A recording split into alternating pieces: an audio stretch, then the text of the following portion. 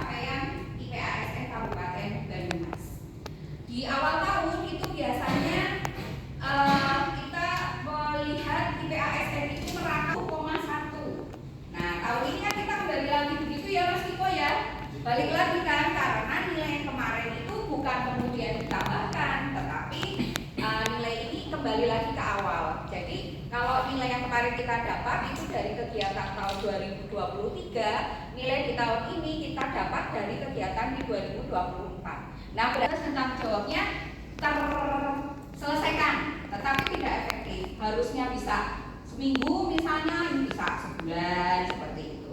Kemudian ASN terhambat untuk mencapai target kinerja dan mengembangkan diri secara profesional. Lalu juga kualitas pelayanan publik yang diberikan menjadi kurang optimal dan mungkin tidak sesuai dengan harapan masyarakat. Nah, Bapak Ibu,